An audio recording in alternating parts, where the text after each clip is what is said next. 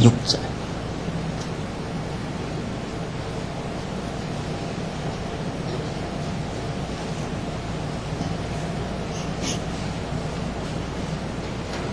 출애굽기 34장 6절 이제 봉독합니다. 여호와께서 그의 앞으로 지나시며 반포하시되 여호와로라 여호와로라 자비롭고 은혜롭고 노하기를 더디하고 인자와 진실이 많은 하나님이시로다 시로라. 인자를 천대까지 베풀며 악과 과실과 죄를 용서하나 형벌 받을 자는 결단코 면죄하지 않고 아비의 악을 자녀 손 3, 4대까지 보응하리라. 7절까지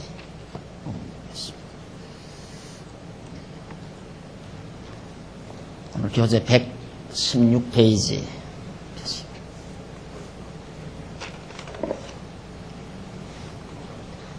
116페이지 보면 한쪽 가로 1번 율법 아래서 베푸시는 은혜이다.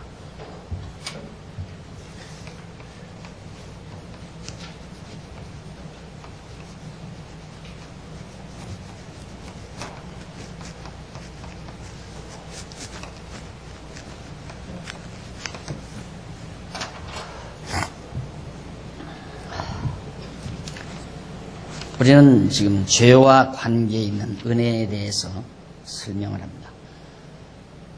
은혜가 죄와 관계가 없는 것만이 아니라 있기도 하다. 그러니까 은혜가 죄와 관계에 없는 은혜는 은혜의 본질을 말하고, 죄와 관계에 있는 은혜는 은혜의 방법, 하나님께서 우리에게 은혜를 주시는 은혜를 깨닫게 하는 한 방법이다라는 사실을 말씀을 지난번에 잠깐 드리고 지금 이제 구체적으로 설명을 합니다.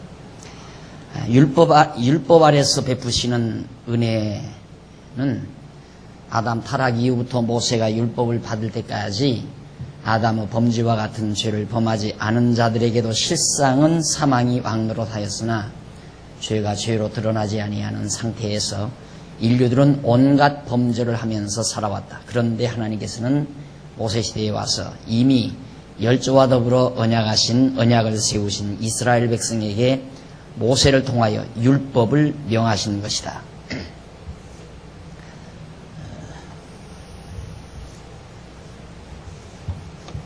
아담, 모세, 바로 여기가 율법이죠.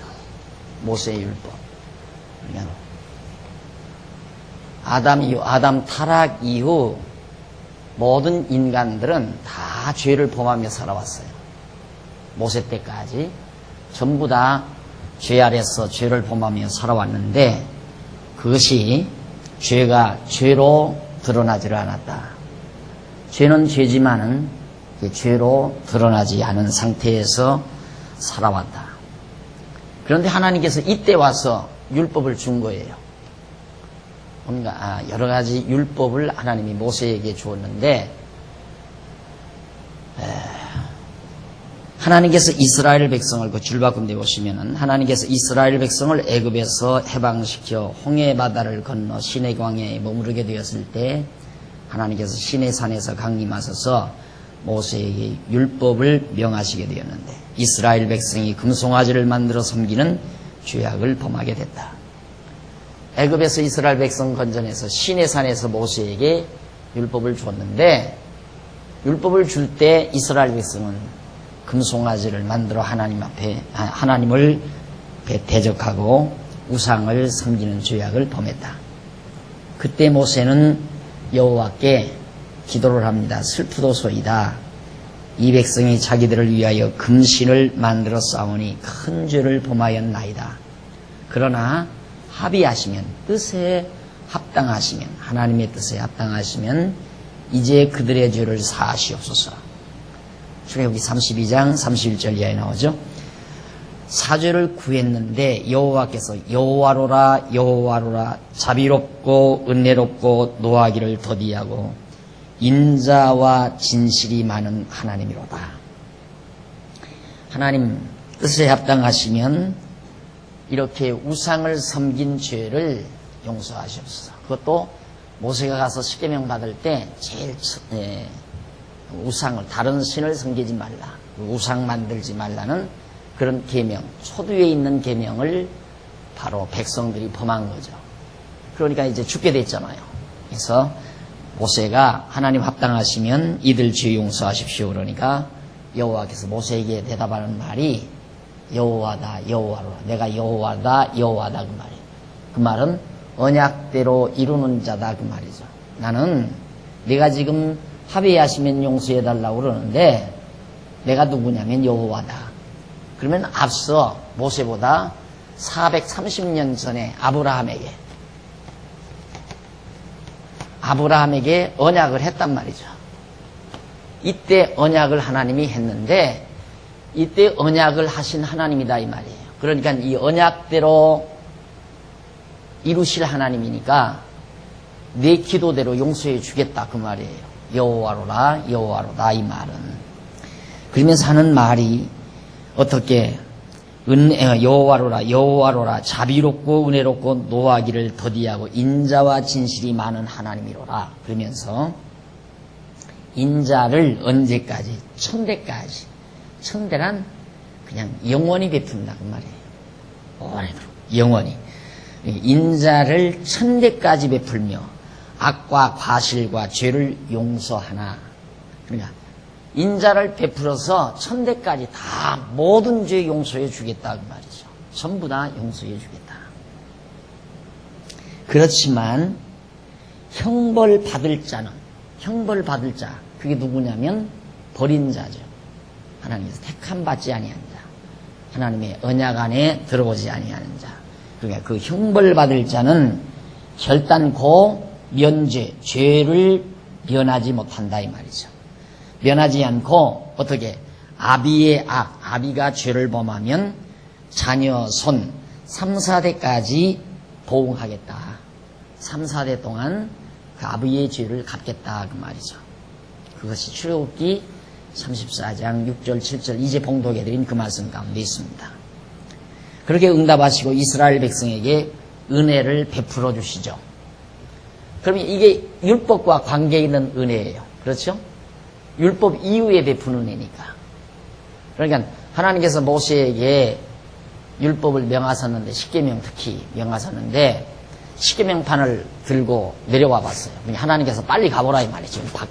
이 밑에, 저 산 밑에, 시내산 밑에 백성들이 떠들썩 하다 이 말이죠. 그게 내려와 보니까 금우상을 만들어서 우상에게 제사하느라고 그렇게 굉장히 떠들썩 하다 이 말입니다. 그러면 이미 하나님께서 율법을 명하셨으니까 그 율법을 범했으므로 죄가 되지 않았어요. 여기 죄가 나타나요. 죄.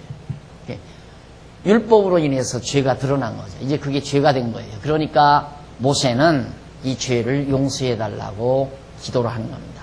이 백성들이 어리석어서 우상을 만들어 섬겼습니다. 용서하십시오. 그러니까 하나님께서는 어디로부터 출발? 나는 여호와다.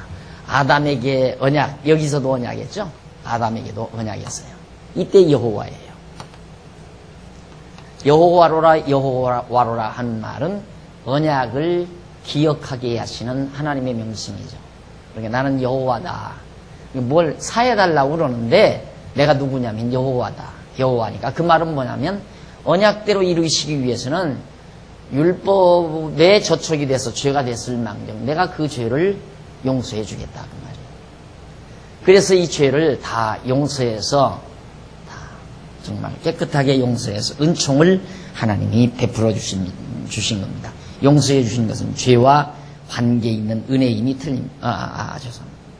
예. 은혜를 베풀어 주셨다 그 말이에요. 이스라엘 백성에게 은혜를 베풀어 주셨다.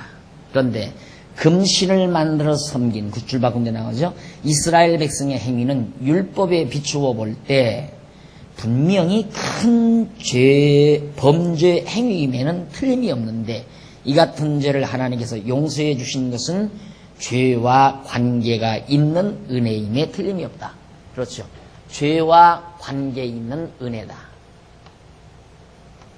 이때 모세 이후에 율법 이후에 베푼 은혜요. 근데 이 은혜는 죄와 관계가 있다. 이 죄는 율법에 의해서 죄로 드러나죠.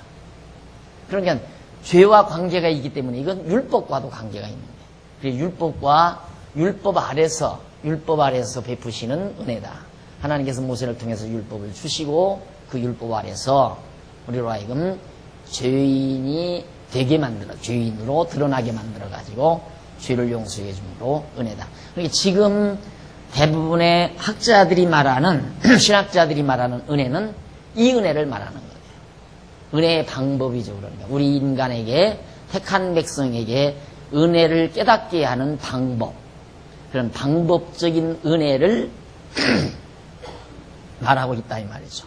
우리처럼 모세율법 이전에 베푼 은혜, 창세 전에 베푼 근본적이고 본질적인 은혜는 아예 생각도 안 하고 기껏 하는 것이 이제 모세 이후의 은혜, 타락 이후의 은혜, 이걸 말하고 있다.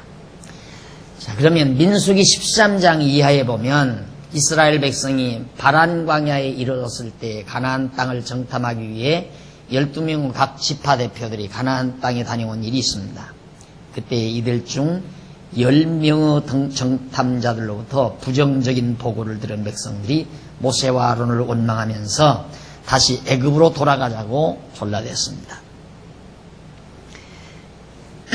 그러니까 하나님께서는 모세에게 이르시기를 이 백성이 어느 때까지 나를 멸시하겠느냐, 내가 그들 중에 모든 이적을 행한 것도 생각지 아니하고 어느 때까지 나를 믿지 않겠느냐, 내가 전염병으로 그들을 쳐서 멸하고 너로 그들보다 크고 강한 나라를 이루게 하리라.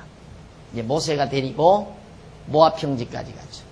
민수기까지 와서 이제 가나안 땅 들어가기 위해서 가데스바네아, 모압 평지 가데스바네아에 와서 자, 가나안 땅을 정탐하러 보냈어요. 갔다 온 정탐꾼들이 아유, 가면 우리 죽는다. 가지 말자.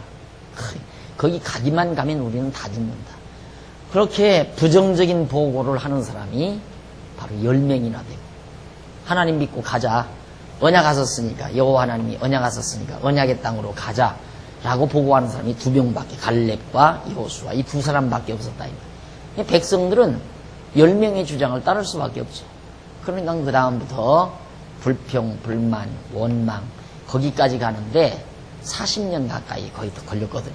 애굽에서 가데스바네아에 갈 때까지 한 37, 8년 걸렸는데 그동안 본 능력, 기적, 표적 얼마나 많이 많습니까?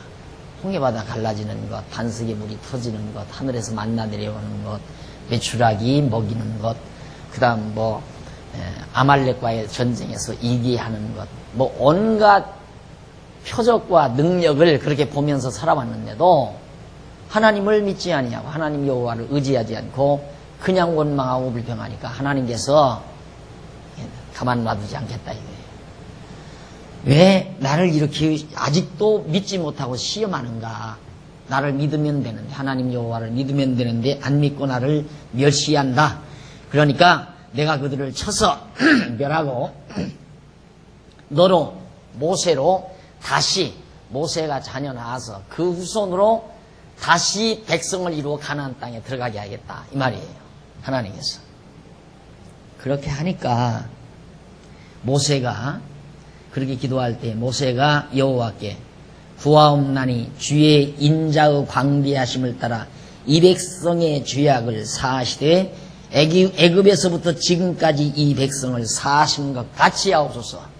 아까 출애굽기 34장 6절 7절에서 수천 대까지 용서해 준다고 하나님께서 말씀했잖아요.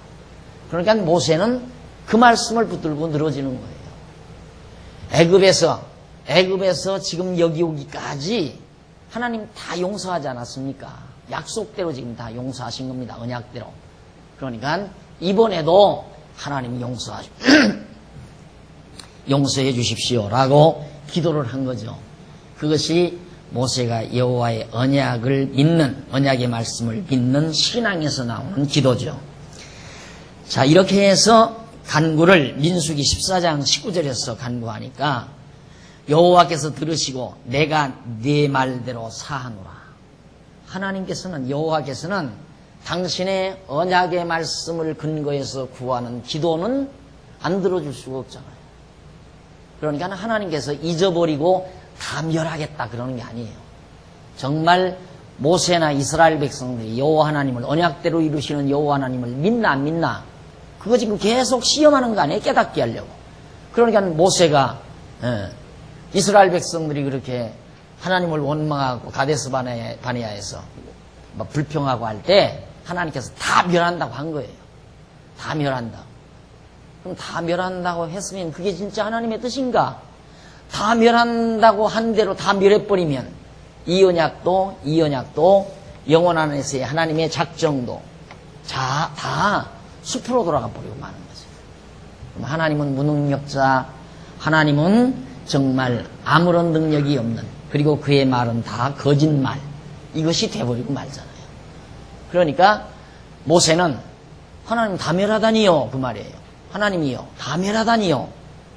지금까지 여지껏 용서하셨고 또 용서하신다고 수천 대까지 은혜를 베푸신다고 했고 우리 열조와의 언약도 있고 나한테도 언약하셨는데 그 언약대로 용서하십시오. 그러니까 하나님께서 그때야 용서해 주는 거예요.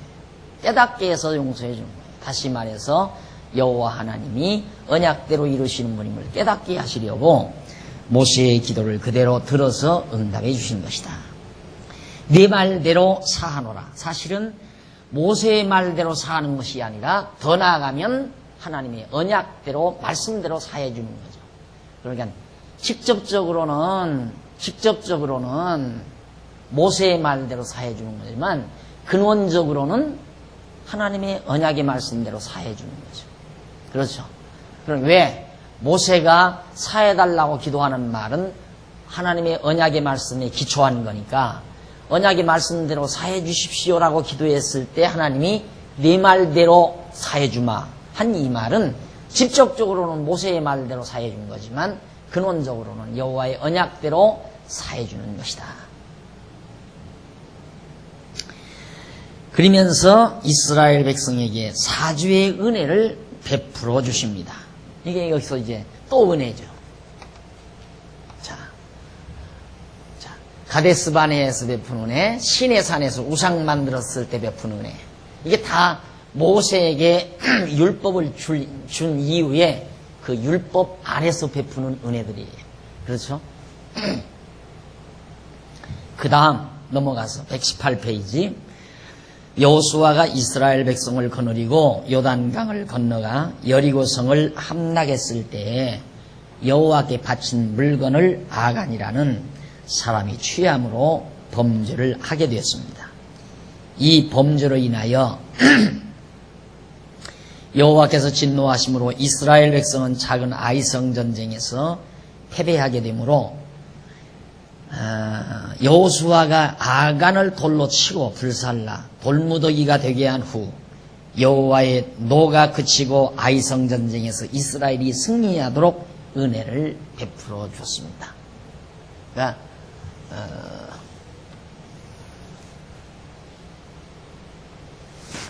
이제 여기서 아까는 가데스 바네아에서 베푼 은혜, 아까 또 시내산에서 베푼 은혜, 가데스 바네아에서, 그 다음 여기서예요. 이 안에 요단강 건너와서 첫 여리고성은 잘 쳐서 부셨어요.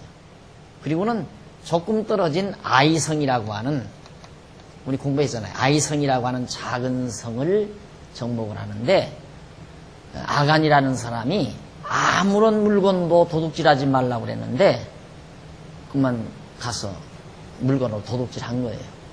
이게 십계명에 도둑질하지 말라, 모세에게 율법을 줬는데 도둑질을 했어요. 분명히 죄죠. 율법 범했으니까 죄 아니에요? 그래서 아간을 하나님이 쳐서 진노해서 멸해버려요. 그러니까 여호수아가 하나님께 기도를 해요. 그래서 그때 하나님이 용서하셔서 이스라엘 백성이 다 망하지 아니하고 아이성을 쳐서 승리케 하는 이때의 은혜. 이건 가데스 바네아, 가데스에서, 이건 시내산에서, 가데스에서, 여기는 아이성에서 또 은혜를 베푸죠. 그 다음 한 줄 떼서 구약 사사기에는 이스라엘의 사사시대의 역사가 소개되고 있는데, 이스라엘 백성들은 여호수아가 죽은 후 우상을 섬기기도 하고 악을 행하기도 하며 하나님께서 원하시지도 아니하는 왕을 세우기도 하고 이방신을 섬기는가 하면 자녀들로 이방 결혼을 하도록 하고 은으로 우상을 만들기도 하며 레위인이 첩을 취해 행음하기도 하는 등 온갖 불의와 범죄를 행하게 됐습니다. 그 이유는 왕이 없으므로 백성들이 자기들의 소견에 좋은 대로 행동을 하는 거죠. 범죄를 많이 했죠. 그런데도 하나님께서는 그때마다 백성들의 죄악을 진노하셔서 이방 여러 나라들을 섬기게 하시거나 침략을 당하게 하시다가도 백성들이 부르짖으면 죄를 용서하시고 여러 사사들을 보내어 다시 회복시켜 주셔서 평강을 누리는 은혜를 베풀어 주시죠. 자, 사사시대. 여기도 은혜예요. 사무엘 선지자 시대, 이게 왕정 시대예요. 사무엘 선지자 시대에는 엘리 제사장의 자녀들이 타락함으로 엘리 가문이 망할 뿐만 아니라 이스라엘 백성이 블레셋에 패하고 언약궤도 빼앗기게 되자 백성들이 사무엘의 말을 듣고 우상을 제거하고 여호와께로 돌아오니까 여호와께서 이스라엘 백성으로 하여금 블레셋을 치고 빼앗긴 땅을 다시 찾아서 평화를 누리게 하시는 은혜를 주시게 됩니다. 이것은 바로 사울왕 때 왕정시대. 여기도 또 은혜를 베풀어요. 왜? 작정대로 은혜 베푸실 것을 작정하시는 대로 은혜로 언약하시고 은혜 주실 걸 언약하시고 언약대로 이끌어가기 위해서 모세에게도 언약하시고 아브라함에게 언약하시고 모세에게는 용서해 주실 것을 언약하죠. 이 언약을 이루기 위해서는 죄져도 다 용서해 줘야 되잖아요. 죄 짓는 대로 다 멸망시켜버리면 하나님의 언약을 이룰 수가 없으니까. 그래서 모세에게 율법을 주면서 다 용서해 주겠다 그 말이에요. 수천 대까지 용서해 주겠다. 그래서 은혜를 언제까지? 수천 대까지 오래도록 영원히 은혜를 베풀겠다 그 말이에요. 누구에게? 언약 자손에게. 그러나 멸망받기로 멸할 자들은 3, 4대까지 에비의 죄를 3, 4대까지 이르게 하겠다. 에비의 죄가 3, 4대까지 이르니까 정말 계속해서 그들은 죄를 묻고 죄로 심판받을 수밖에 없죠. 아버지가 죄를 지면 아들이 죄를 안 졌다 해도 이 아들도 망해요. 그리고 손자도 망하죠. 아버지가 죄를 졌으면 아들이 죄를 안 졌어도 망하고 손자가 죄를 안 졌어도 망하고 증손이 죄를 안 졌어도 망해요. 그 다음 또 아들이 죄 한 번만 지면 또 3, 4대 또 다 망하는 거예요. 그러니까 이 말은 이들에게는 계속해서 형벌이 따른다 그 말이에요. 택자에게는 수천 대까지 하나님이 은혜를 베풀지만 불택자에게는 수천 대까지 계속해서 형벌을 베풀겠다. 죄의 형벌을 묻겠다 하는 말과 같은 얘기죠. 자, 그러면서 여호와께서는 다윗 왕을 온갖 어려움 속에서 보호하시고 승리케 하셔서 이스라엘 왕으로 세워주셨다. 그런데 다윗 왕은 자기의 신복부하인 우리야의 아내를 취하고 우리야를 전사하도록, 그 남편을 전사하도록 유도하는 범죄를 했고 그의 아들들도 자기 누이를 연애하고 서로 사랑하는 비극적인 범죄를 저질렀다. 그 결과 여호와의 진노를 사서 다윗 왕은 자기 아들 압살롬의 반역을 피해 성을 탈출하는 수치를 당하게 되었는데 여호와께서 다윗 왕의 대적을 다 멸하시고 다시 회복해 주셔서 다윗 왕으로 하여금 승리케 해주신 여호와를 찬송할 수 있도록 은혜를 베풀어 주셨다. 이것도 역시 왕정시대, 다윗 왕정시대. 아까는 사울 왕시대요. 솔로몬 왕도 마찬가지죠. 솔로몬 왕은 여호와께서 엄청난 부와 영화를 주셔서 이스라엘 나라가 번영을 누리도록 해주셨는데 이방 여인으로 왕비를 삼아 우상을 섬기는 죄악을 범하게 되었다.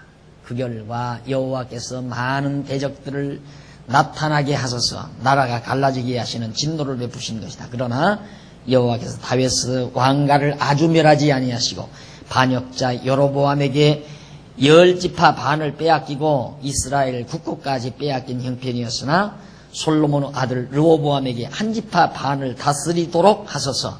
다윗 왕가를 유지하도록 은혜를 주신 것이다. 여기 이제 다윗, 솔로몬. 자, 그래서 이때 이제 이스라엘 민족 역사 쭉 지금까지 아브라함, 이스라엘의 열조인 아브라함에게 언약하시고 그 언약을 이루기 위해서 430년 후에 모세를 통하여 이스라엘 백성 애굽에서 이끌어내면서 모세에게 율법을 주었는데 그 율법 아래서 이런 엄청난 은혜들을 계속 베풀어가는 거예요. 이 은혜는 모두가 다 죄와 관계가 있는 은혜인데 이 죄는 율법이 죄를 죄되게 하는 율법이다. 그러니까 이때부터는 전부 율법을 범했는데도 은혜를 다 베푼다 이 말이에요. 이것이 율법 아래서 베푸시는 하나님의 은혜다. 그러면 왜 하나님은 이렇게 꼭 하셔야 되는가? 그러면 은혜를 베풀어서 죄를 용서해 주실 수 있는 능력이 있는 하나님이 죄를 안 범하게는 안 되나? 죄를 범하지 않게 하실 수는 없나? 이런 생각을 우리는 할 수 있죠. 이런 질문 던질 수 있잖아요. 하나님은 왜 인간으로 하여금 죄를 안 짓도록 할 수는 없나? 할 수 있죠. 왜 못해요? 하나님께서 에덴 동산 만들었을 때 선악과 안 만들어서 놨으면 죄질 필요가 없잖아요. 그렇잖아요. 선악과 안 만들었으면 타락할 염려가 하나도 없는 거예요. 그런데 선악과 만들어가지고 그걸 따먹고 타락하게 만들고 타락한 인간들이 죄를 범하고 막 살아가는데 그게 죄인 줄도 몰라요. 그러니까 하나님께서는 율법을 주어가지고 죄가 죄 되는 줄을 깨닫게 해서 그 죄를 용서해 줌으로 은혜를 깨닫도록 섭리하신다. 그러니까 여기서 죄를 용서해 주시는 은혜는 그게 진정한 은혜가 아니라 본질적인 은혜가 아니라 은혜를 깨닫게 한 그 은혜를 깨닫게 하는 하나의 방편이다 이 말이죠. 그러니까 이런 죄 율법으로 죄되게 해서 죄를 용서해 줌으로 은혜 정말 하나님은 은혜의 하나님이다라는 걸 깨닫게 해서 은혜의 영광을 하나님께 찬송케 하려는 거예요. 그렇지 않으면 우리가 은혜를 몰라요. 은혜를. 인간의 인식의 한계가 그거란 말입니다. 은혜를 모른다. 이런 과정이 아니면 우리 인간은 은혜를 몰라요. 그러니까 하나님께서는 은혜가 은혜되게 하기 위해서, 즉 은혜를 깨닫게 하기 위해서 하나님은 율법을 주어서 죄를 깨닫게 하고 그 죄로 말미암아 형벌 받아야 될 백성들을 용서해 주심으로 하나님의 은혜를 깨닫게 하는 것이다. 그러니까 이때 이 은혜라는 깨닫게 하는 은혜지 방편이지, 은혜를 깨닫게 하는 방편적인 은혜지 본질적인 무조건적 은혜는 아니다. 이 영원전에 베푸신 이 은혜는 무조건적인 거죠. 본질이, 은혜의 본질. 아무런 조건이 없어요. 아무런 조건. 저걸 우리 인간이 알아야 되거든요. 저것을. 그러니까 우리는 그냥 매일같이, 내가 늘 강조하지만 매일같이 밥 먹고 일어나고 잠자고 활동하고 해가 뜨고 이슬이 내리고 비가 내리고 눈이 내리고 이런 모든 자연환경 속에서 내가 사는 것도 그런 모두가 다 하나님의 은혜의 도가니 속에 내가 산다라고 내가 그게 느껴와야 돼요. 나는 막 완전히 암탉이 병아리가 암탉이 품 안에서 사는 것처럼 나는 완전히 하나님의 은혜의 장중 안에 있다는 게 계속 나로 하여금 감동시켜야 이게 정상적인 하나님의 사람이라고 합니다. 그런데 그걸 다 잊어버리고 불만하고 짜증하고 탐악하고 막 욕심을 부리고 온갖 시기와 질투, 미움, 주목 이런 아주 사악성들로 가득 마음을 채우고 살잖아요. 그런 자들에게 은혜를 깨닫게 하는 방법은 이 방법밖에 없잖아요. 그렇죠. 이 방법밖에. 죄인 되게 해서 죄값으로 멸망당할 수밖에 없는 상황에 들어가게 했다가 하나님께서 은혜를 용서해 주어야 그때야 내가 하나님의 은혜를 받고 살았구나. 이게 건강했을 때는 은혜인 줄 몰라요. 내가 건강하게 걸어다니고 건강하게 활동하고 건강하게 생활하고 건강하게 일하는 것 하나 은혜로 생각 안 해죠. 그럼 어떻게 해야 은혜로 생각하는가? 병원에 가서 두 손으로 다리 있다 나와야 돼요. 그래야 은혜로 한다 그 말이에요. 그러니 얼마나 우리가 미련하고 멍청해요. 엄청 멍청한 거란 말입니다. 그러니까 불평불만을 가진 자는 멍청해서 불평불만을 가져요. 지혜로운 자는 불평불만 안 가죠. 늘 감동하며 살죠. 그렇잖아요. 내가 늘 손가락 5개 다 있는 것만도 한없이 감사해야죠. 그런데 이건 당연해. 다 당연해. 다 모두가 다 정상적인 건 다 당연하고 비정상적인 건 다 불만의 요소고 우리 인간이 그렇게 살잖아요. 정상적인 것이 다 은혜고 비정상적인 것은 모두가 다 정말 하나님의 은혜를 깨닫게 하기 위한 하나님의 섭리 방법이고 그렇게 생각을 해야 한다 이 말이죠. 근데 그래서 제가 늘 강조하듯이 신앙생활은 언제 가장 정상적이냐? 감사와 기쁨이 있으면 가장 정상적인 거예요. 뭘 어떻게 한다, 뭐 하며 산다, 선한 일을 어떻게 한다, 그거이 중요한 게 아니에요. 내가 정말 마음속에 감사와 기쁨이 있나? 그게 가장 중요한 거예요. 왜 감사한가? 은혜를 깨달으니까 감사하죠. 은혜라는 거 아니까. 내가 이렇게 지금 살고 있다는 것도 은혜고, 내가 건강하다는 것도 은혜고, 두 눈을 다 가지고 있다는 것도 은혜고, 밥 먹을 수 있다는 것도 은혜고, 모두가 다 은혜라 이 말이에요. 모두가 다. 이빨이 다 성할 때에는 그 은혜인지 모르죠. 빠져가지고 틀니를 박아봐야 그때야, 야, 이가 성한 것이 얼마나 좋은 건가. 그때야 알잖아요. 우리 인간은 극과 극을 반대 개념을 알아야 다 아는 거예요. 그래서 하나님께서는 우리에게 반대 개념 없이 평강만 주신다. 이 평강이 은혜인 줄을 몰라요. 그러니까 하나님께서는 반대로 고통을 주어요. 고통을 주어야 평강이 무엇인지도 알고 평강을 주어야 고통이 무엇인지도 알아요. 이 둘을 다 알아야 아하, 이 평강이 은혜로구나. 이렇게 알기 때문에 그래서 형통한 날과 곤고한 날을 하나님께서 반드시 겸해서 주시는 것이다. 그러니 항상 은혜에 감사해서 하나에서 10가지 범사에 감사하며 사는 사람 하나님께서 할 일 없어가지고 공연히 이 일을 하겠어요? 안 그래요? 하나님께서 쓸데없이 이 일을 하겠느냐 이 말이죠. 모든 일에 감사하며 사는 사람에게. 그래서 감사가 없고 불평불만이 시작되면 위기예요. 신자는 성도는 감사함이 없고 기쁨이 사라질 때 위기라고 말이에요. 그건 하나님께서 한번 이걸 돌리겠다 이 말이에요. 한다고. 그러니까 나갔다 들어와야 한번 죄짓고 들어와야 은혜인지 안다 이 말이에요. 돼지우리 갔다 와야 하나님의 사랑 깨닫는다 이 말이에요. 그래서 범사 감사라는 얘기 아니에요. 모든 일에 욕심 부리지 말고 모든 일에 범사에 감사하며 살아야 하는 이것이 가장 그리스도인의 올바른 자태임을 다시 한번 우리들이 깨달을 수 있습니다. 그 다음에 이제 그뿐만 아니죠. 거기 넘어가서 보면 120페이지 위에서 바로 이스라엘 나라가 북왕국 이스라엘과 남왕국 유다로 분열이 된 상태에서 북왕국이나 남왕국 모두가 다 여호와께 범죄하여 온갖 죄악으로 나라가 무패하게 됐습니다. 전부가 다.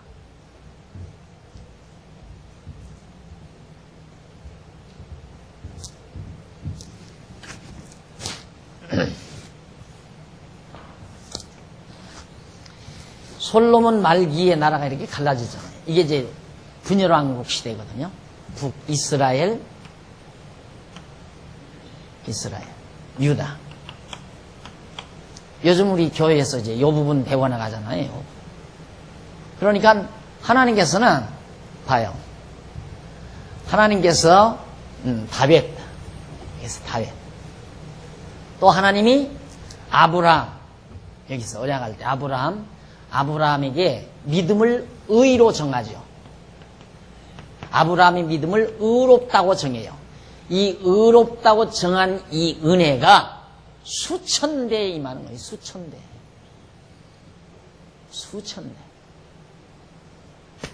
계속해서. 그래서 다 용서되는 거예요. 다.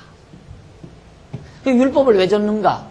아브라함의 후손이 이렇게 다, 아브라함의 믿음을 의로 정해서 그 후손에게 다 은혜를 베푸는데, 그래서 애굽에 들어가서 살면서도 망하지 않게 하고 지켜주시고 보호해 주시고 그러는데도 그래가지고 이끌어내는 과정에서 하나님께서는 지금 율법을 주어가지고 하나님의 은혜를 깨닫게 하려는 거라고요. 그래서 이 율법 아래서 죄되게 하고 그 죄를 용서해 주므로 은혜를 깨닫게 하고 또 죄되게 하고 은혜 깨닫게 하고 죄되게 해서 은혜, 죄, 은혜, 죄, 은혜. 그래서 전부 율법 아래서 이렇게 은혜를 깨닫게 하는 역사를 해갔는데 솔로몬도 마찬가지. 그런데 여기 와서 북왕조나 남왕조가 다 죄를 범했어요. 남쪽 유다가 더 극심한 죄를 범했다고 그랬어요. 그런데 여기는 계속해서 망해요. 또 망하고 아비의 죄로 인해서 망하고 계속해서. 그러다가 완전히 멸망하잖아요. 멸망. 이거 아수르에게 완전 멸망이죠. 그런데 남쪽 유다는 꺾어진 갈대마저 꺾지 아니하시고 꺼져가는 등불마저 끄지 아니하시고 계속 유지하셔서 급기야는 예수 그리스도가 오게 해가지고 오늘 여러분과 나를 그리스도 안에서 하나님의 자녀가 되게 해가지고 영원토록 은혜 아래서 살게 만들어 놓으신 것이 하나님의 섭리라고 말이에요. 이걸 지금 설명하기 위해서 계속 남쪽 유다 역시도 나오고 그 나머지 그 뒤에 한 중간에 보십시다. 120페이지 중간쯤 보시면 그러나 줄바꾼데 남쪽 유다는 북쪽 이스라엘보다도 더욱 패역했는데도 여호와께서 선지자 이사야를 보내어 유다 백성으로 하여금 죄를 뉘우치고 돌아오도록 해서 유다 왕국을 멸하지 아니하시고 다윗 왕조를 유지하도록 보호해 주시는 은혜를 베풀어 주셨다. 열왕기하를 우리가 참조해보면 정확하게 알 수 있습니다.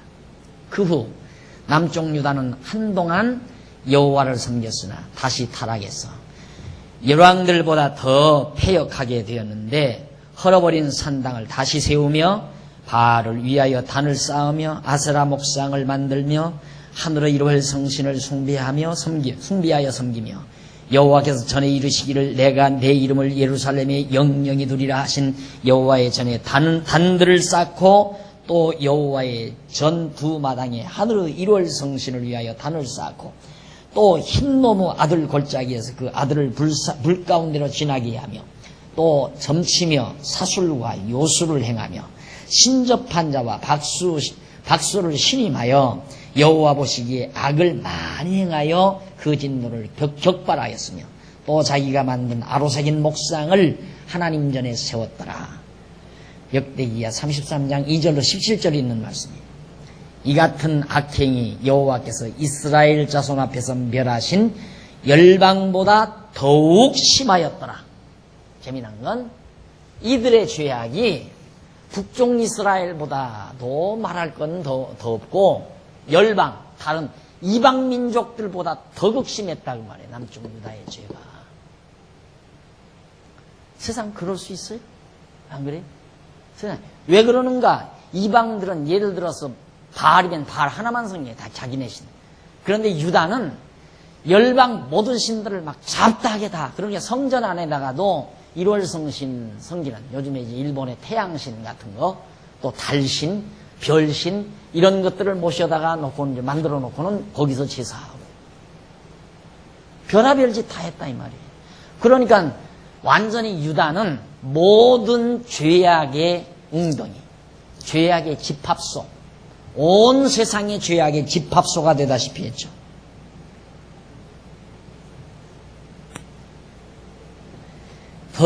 더욱 심하였더라. 역대하 33장 9절에 분명하게 말씀합니다.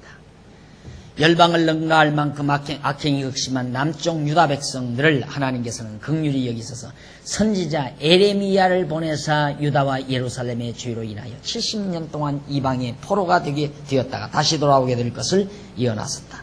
그런데 그 언약이 그대로 이루어진 것이다. 그렇죠. 여기서 여기서 멸망이고 여기 70년. 그러니까 하나님께서 이스라엘 백성들의 죄가, 남쪽 유다의 죄가 극심할 때 바로 그들을 돼지우리 보내죠. 이게 바로 70년 포로 생활. 돼지우리 보내서 다시 은혜를 베풀어 돌아오게 해요. 그래서 하나님의 은혜를 깨닫게 한다. 그래서 정말 신자가, 성도가 가장 위험한 경지가 뭐냐면 은혜를 망각하는 일. 하나님의 은혜를 망각하고 사는 일. 잃어버리고 사는 일. 은혜를 잃어버리면 불만이 오고 짜증이 오고 여러 가지 마음의 사악함이 쌓이게 되죠. 은혜를 늘 느끼게 되면 항상 마음에 감사가 있고 기쁨이 있고 평강이 있고 너무 분명하잖아요. 그래서 우리 성도가 하나님의 은혜를 망각하고 사는 것처럼 불운한 일은 없다. 참 불운한 일이다. 그래 바벨론에서 70년 포로 생활하고 돌아오잖아요. 자, 이제 결론 맺으십시다. 121페이지 밑에서 보면 제일 밑에 네 번째 줄 밑에서 지금까지 이스라엘 자손들이 모세가 시내산에서 율법을 받을 때로부터 유다 자손이 바벨론 포로되었다가 다시 돌아와 나라를 다시 회복하게 되기까지의 역사 과정에서 하나님께서 범죄를 하고도 은혜를 입게 된, 하나님께 범죄를 하고도 은혜를 입게 된 경우들을 대략 간추려 실례들을 들어봤습니다. 그렇죠? 지금 오늘 저녁 우리가 처음부터 모세 율법을 준 이후부터 계속해서 은혜 베푸는 이런 은혜들을 우리들이 개략적으로 쭉 살펴보면 이게 구약 성경 다 살핀 거예요. 모세 이후부터. 이게 모세가 출애굽기에 나오잖아요. 출애굽기부터 지금 에스라, 느헤미야, 에스더서까지 내용을 쭉 다 역사서 내용을 다 살핀 거예요. 자, 그러면 이게 다 뭐냐? 율법 아래서 베푸신 하나님의 은혜다. 율법 아래서. 결과적으로 보면 122페이지 두 번째 절. 결과적으로 보면 여호와께서 선택받은 언약의 백성들은 이방 민족들이나 다름없이 악을 행하였을 뿐만 아니라 역사 말기에는 열방보다 도리어 악행이 더 심하였었다. 그런데 모든 열방이나 북쪽 이스라엘은 죄로 인하여 모두 망하게 되었는데도 여호와께 선택된 언약의 백성만은 아주 망하지 아니하고 여호와께서 때리셨다가 싸매시고 흩어졌다가 모으시고 헐어졌다가 세우시고 망하게 하셨다가 흥하게 하시는 놀라운 은혜를 베풀어 주시는 것이다. 엄밀하게 말하면 하나님의 은혜는 인간의 죄보다 선행한다는 것이다. 하나님의 은혜는 인간의 죄보다 앞선다. 즉 여호와 하나님께서 죄를 범한 자에게 은혜를 베푸시는 것이 아니라 죄를 범한 자에게 은혜를 베푸시는 것이 아니라 이 말 중요한 얘기죠. 도리어 여호와 하나님께서 은혜를 입은 자가 죄를 범한다는 말이다. 하나님의 은혜를 입은 자가 하나님께 죄를 범하는 거예요. 죄를 범한 자에게 은혜를 베푸시는 것이 아니라 거꾸로죠. 우리는 하나님께서 은혜 베푸신다. 은혜를 입은 자가 하나님께 범죄하는 거예요. 우리들이 다 하나님 앞에 은혜를 입었지만 우리 다 범죄하고 살잖아요. 하나님께서 백성인 이스라지 아니한 긍휼을 바로 여호와께서 하나님께서 선택을 베푸시는 이유가 이미 은혜를 베풀었으니까 아브라함에게 은혜로 언약했잖아요. 믿음으로 말미암아 의롭다함을 얻은 것이 은혜예요. 이거 은혜란 말입니다. 이 은혜를 받은 민족이에요. 이 받은 민족이 하나님께 범죄하니까 하나님 앞에서 하나님을 범죄를 한다는 게 하나님을 경외하지 않고 결국 우상 섬기는 거죠. 우상. 왜 은혜는 하나님이 베풀었는데 섬기는 건 누구 섬겨요? 우상을 섬기잖아요. 여호와 하나님 잊어버린다 이 말이죠. 그러면 하나님이 그들을 멸하는가? 우리 인간이 하나님을 경외하지 아니하는 것처럼 인간에게 불쌍한 것은 없죠. 왜? 다른 우상들은 인간에게 은혜 베풀 우상이 없어요. 우상은 아무 능력이 없는 거예요. 그 능력이 없는 걸 붙들고 애원하는 건 참 불쌍한 모습 아니에요? 예를 들어서 내가 딱 보니까 나는 지금 딱 용돈 달라면 내가 줄 수 있는 돈을 딱 가지고 있는데 우리 아이들이 돈도 없는 불쌍한 아저씨를 붙들고 나 용돈 좀 달라고, 참 초라하고 불쌍한 아저씨, 거지 아저씨를 붙들고 나 용돈 좀 달라고 자꾸 구한다면 내가 볼 때 얼마나 처절하겠어요. 나한테 오면 용돈 받아서 저들 편리한 대로 쓸 수 있는데 그와 똑같은 거예요. 나한테 안 온다고 해서 기분 나빠서 하는 게 아니라 하나님이 보실 때 하나님을 경외하지 아니하는 우리가 불쌍한 거죠. 그러니까 우상 섬기는 걸 섬기지 않게 하려면 하나님께서 호되게 책망해서 깨닫게 해서 우상을 섬기는 것이 잘못된 거다. 너에게 은혜를 준 자는 줄 자가 아니라 은혜를 베푼 자는 나 여호와다 이 말이죠. 이걸 깨닫게 하려는 거예요. 은혜를 베푼 자는 나 여호와다. 과거에도 은혜를 베풀었지만 앞으로 살아갈 때 모든 은혜를 너희에게 제공할 자는 나 여호와니까 나한테 구해야지 우상에게 구해받대자. 너는 불쌍한 인간이다. 그래서 하나님이 우리로 하여금 은혜를 주시는 자가 여호와의 심을 깨닫게 하려고 하나님이 우리로 하여금 저렇게 우리를 연단하시고 시련시키시는 것이다. 자, 여호와께서는 이미 이스라엘 열조와 언약을 세우신 은혜는 이스라엘 백성이 범한 죄보다 분명히 선행한다. 그렇죠? 여기서 열조에게 베푸신 이 은혜는 이들이 범한 죄보다 앞서지 않아요. 이게 죄를 범하기 이전에 하나님께서 벌써 은혜를 베풀었어요. 그러니까 은혜를 받은 자가 죄를 범하는 것이지 죄 범한 자가 은혜를 받는 게 아니다. 죄를 범한 자가 은혜 받는 게 아니다.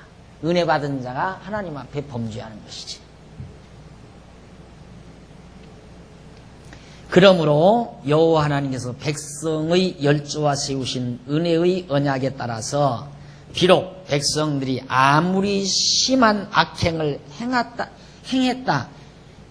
악행을 했다 하더라도 꺼져가는 등불을 마저 끄지 아니하시는 은혜를 베푸시는 것이다. 자, 바울은 갈라디아 지방에 보내는 서신에서 하나님께서 아브라함에게 약속하신 복이 반드시 믿음으로 말미암아 받게 되어진다는 것을 말하는데 뭐라고? 형제들아, 사람의 예대로 말하노니 사람의 언약이라도 정한 후에는 아무나 폐하거나 더하거나 하지 못하느니라. 이 약속들은 아브라함과 그 자손들에게 말씀하신 것인데 여럿을 가리켜 그 자손들이라 하지 아니하시고 오직 하나를 가리켜 네 자손이라 하셨으니 곧 그리스도라. 내가 이것을 말하노니 하나님이 미리 정하신 언약을 430년 후에 생긴 율법이 없이 하지 못하여 그 약속을 헛되게 하지 못하리라. 만일 그 유업이 율법에서 난 것이면 약속에서 난 것이 아니리라. 그러나 하나님의 약속으로 말미암아 은혜로 주신 것이라. 갈라디아 3장 15절에 나오죠. 아브라함에게 언약으로 말미암아서 은혜로 주신 것이다 이 말이에요. 네 자손들을 인하여 복을 받으리라 하는 것이 아니라 네 자손을 인하여 단수를 썼다 이거죠. 단수는 누구를 말합니다. 예수 그리스도를 말합니다. 그리스도를 통하여 믿음으로 말미암아 우리가 의롭다함을 얻는다는 이 은혜, 이걸 이제 아브라함으로 하여금 미리 아브라함이 믿음으로 말미암아 의롭다함을 얻었잖아요. 그렇기 때문에 여기서 아브라함 때까지가 430년이라고 그랬어요. 그러니까 이미 사람들이 그냥 약속을 해도 사람들이 계약서를 써도 일단 계약서 쓰고 도장 딱 찍으면 첨가할 수가 없잖아요. 더하거나 또 계약서 내용을 빼거나 이러지를 못한다 이 말이에요. 항차 하나님과 맺은 이 언약이 430년 후에 모세의 율법 때문에 이게 폐기되느냐? 천만의 말씀 안 된다 이 말이에요. 그러니까 결국 아브라함에게 베푸신 이 은혜 언약, 이 은혜는 율법과 아무 관계없이, 따라서 율법과 관계없다는 말은 죄와 무관하게 결국 그 은혜는 우리에게 계속 허락되는 것이다 이 말이죠. 이것이 진정한 은혜예요.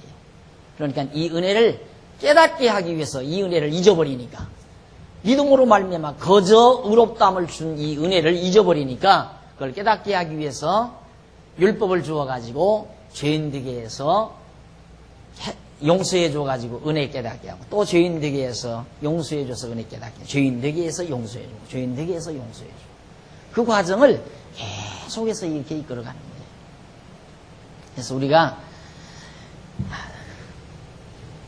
제가 늘 강조하는 말, 마음의 평강은 천하 그 무엇과도 바꾸지 말라 하는 말은, 마음의 평강이라는 것은 은혜를 느끼고 있을 때 평강이 없는 거예요.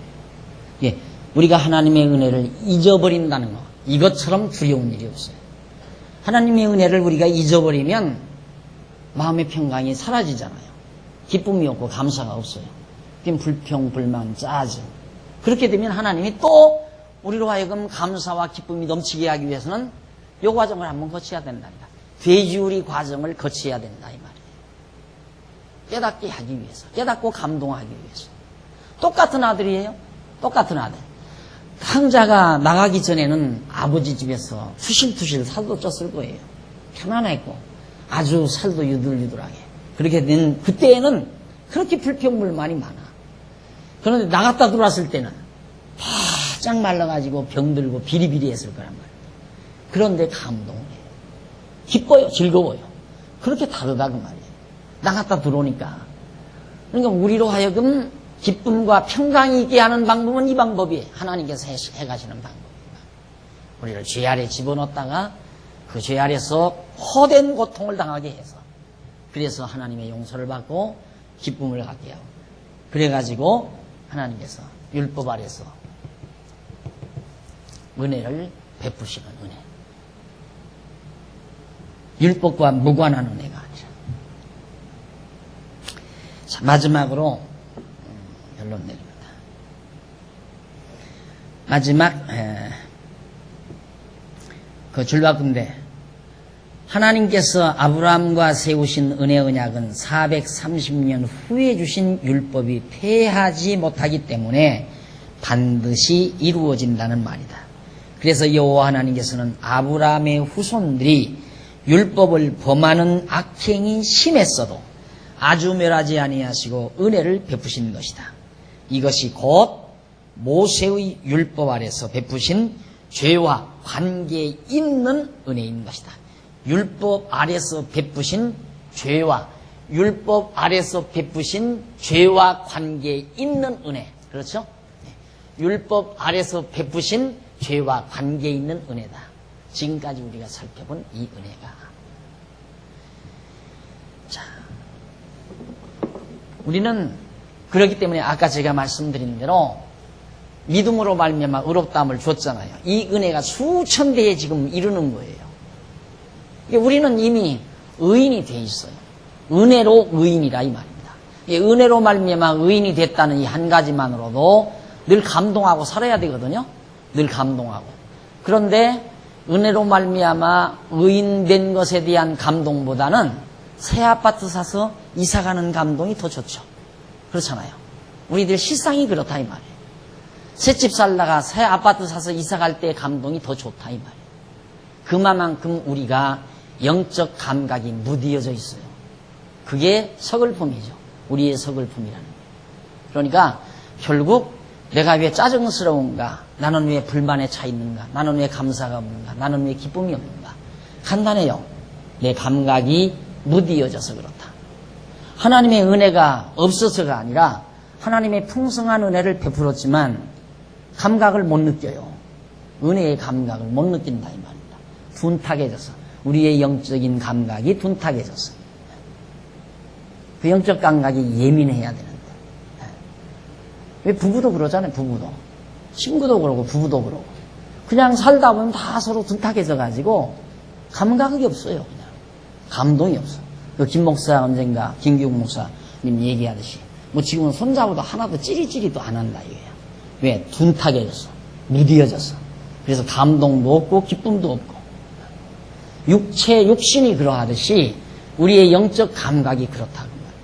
하나님의 엄청난 은혜의 도가니 위에 살면서도 우리의 영혼이 둔해지고 무지해지고 둔탁해져서 그 하나님의 엄청난 은혜에 대한 느낌이 감동이 내게 안 오는 거죠. 오지를 않는다 이 말이죠. 그래서 우리는 불운한 생활, 불쌍한 삶, 고달픈 인생, 마음의 여러 가지 근심 걱정 이런 것들을 한꺼번에 걸머지고 고통당하며 사는 것이 우리의 모습이라는 것. 한번 꼬집어드리면서 다음 시간 123페이지 대속을 통해 베푸시는 은혜다. 자, 율법 아래서 이렇게 은혜를 베푸시는데 대속, 죄를 용서해 주시면서 베푸시는 은혜, 이것 하나를 결론적으로 또 정리를 해드리기로 약속하고 오늘 강의를 여기서 마치도록 하겠습니다. 기도하십시다.